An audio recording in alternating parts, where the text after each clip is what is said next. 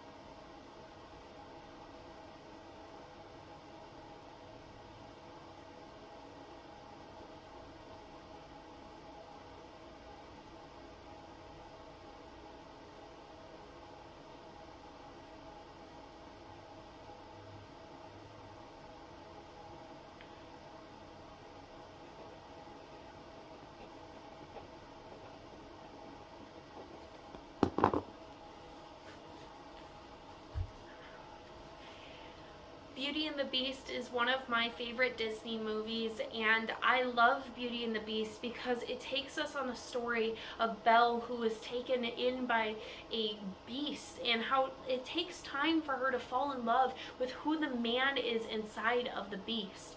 And this story tells us constantly and how she was loved by him and she loved him because it just takes time. So that leads me to the quote today of change never happens at the pace we think it should. I believe that Judy Heumann is trying to say that patience is key.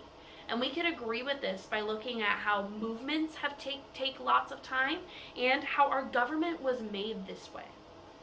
So looking at our first argument of movements take time, movements happen and change happens, but it always takes a long time to go this route. So we can look at both the civil rights movement and women's suffrage movement.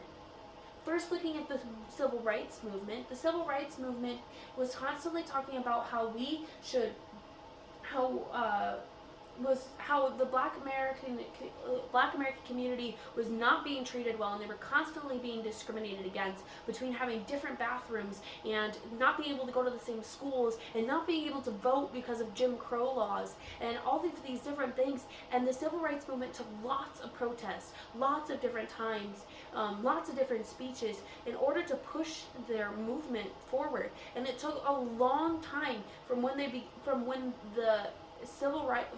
14th Amendment was passed to end slavery in 1864, all the way until the Civil Rights Act in 1964 that talked about how we could no longer discriminate against the Black community. It took almost 100 years, and still today we see discrimination against the Black community, and we still have to push and advocate for more change, but these movements take time, and they were continuing to work. And then the women's suffrage movement, talking about how women were not being treated as fairly as men. They were not given the same jobs. In the 50s, it was all about men's offices, and we don't need female secretaries, and they don't know how to do desk work and such. And we had to constantly push that we need a job, and we can do these different things. And we need the right to vote. We have a voice, and we want to make the change. We hear about it. So we need to have our voice be heard. And the women's suffrage movement was pushed by characters such as Susan B. Anthony, who pushed about, and finally in the 19th Amendment, we got our right to vote as women. So both the Civil Rights Act and Civil Rights Movement and the women's suffrage movement show that how the movements take time and patience is key, but change can happen. And then second argument of how our government was made to be this way.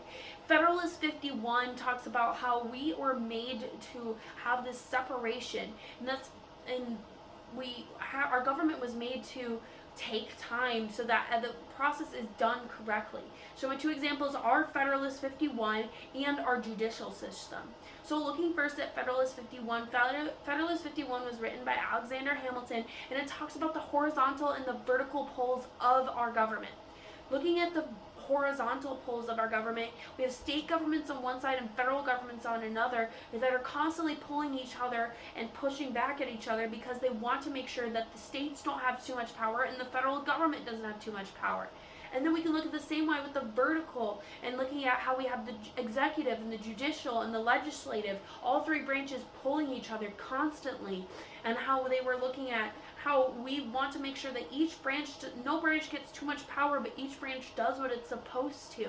Federalist 51 talks about how each has responsibilities to make sure and check on the other branches and check on the state or federal governments to make sure that our government is working the way it's supposed to, and that it's supposed to be a long, slow process to make sure that the accurate results come out. And then looking at our judicial system, we can talk about our judicial system and how people are constantly go from stage to stage to stage to stage. So you have to start at